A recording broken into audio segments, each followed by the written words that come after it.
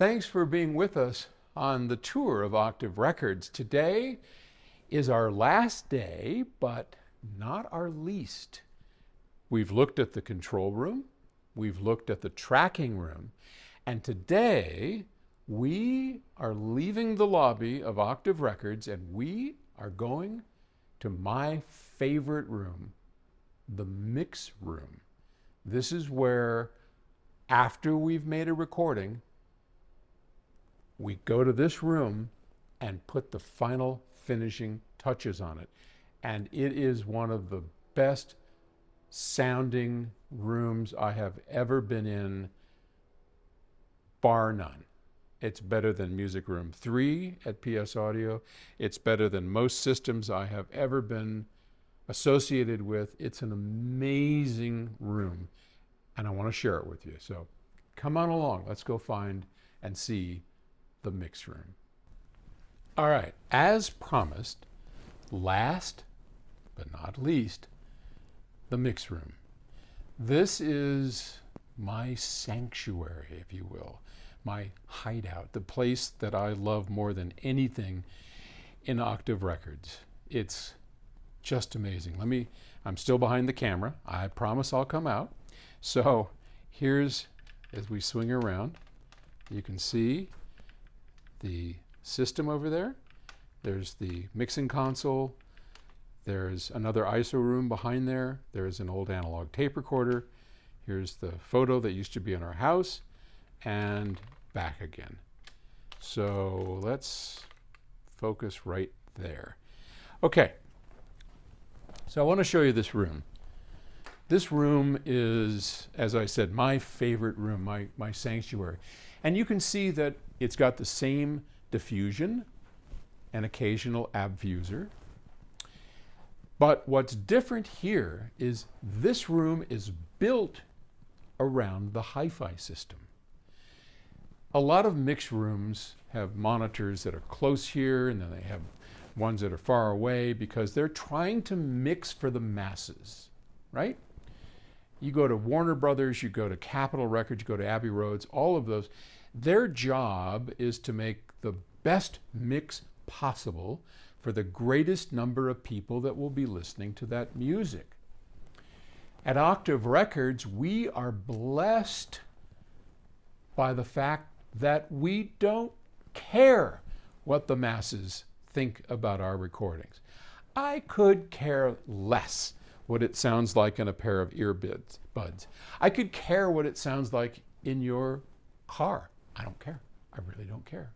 What I care about is that it sounds amazing on your hi-fi system. That's it. That's why Octave Records exists, to make recordings recorded in DSD with purity of sound, with as little anything, no compression, all of that, just so you can revel in the glory of a high-end audio system.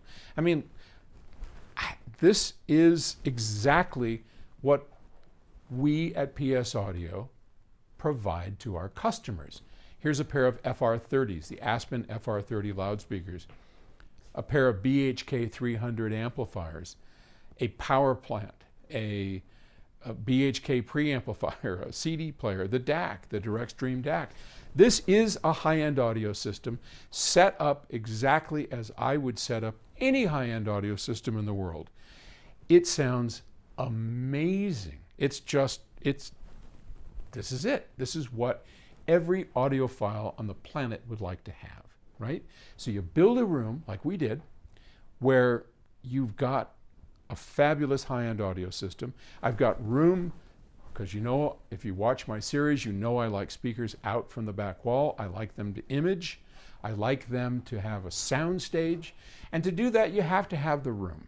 You have to have the wall treatments. You have to do all of that. And you got to have the great electronics, right? Okay, got all that. Here it is.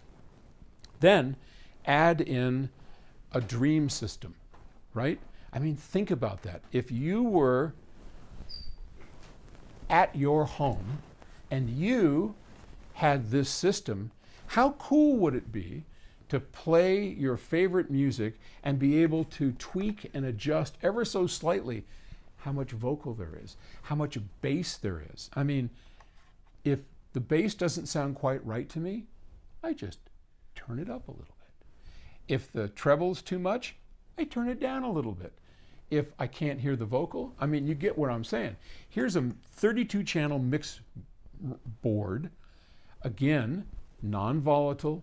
We're never dealing with the actual files. The actual files are virgin DSD files kept on the computer, and we just make adjustments that when we render the thing, we'll turn it down and all of that.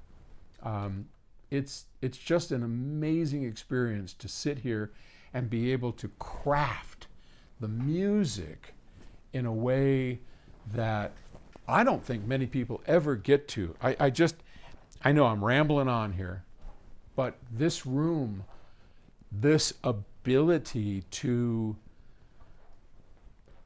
craft high-end audio from some great performers to make these sound a magnitude better than they do on commercial recordings. I mean, if you get a chance to hear an octave recording, a modern octave recording, on a system like this, it's otherworldly. It is beyond the pale, if you will, because I don't know too many other record labels that do exactly what we do.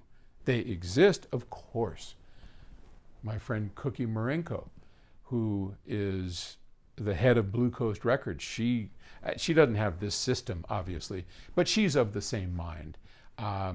The guys at Native DSD. I mean, yeah, of course, Chesky of Reference Recordings, but there's just a small handful, and I'm proud and delighted to be part of that small group who really gives a you know what about how things sound, and then put the energy, the time, and all that it takes to create this, to be able to revel in it, produce it, and then make it available to you.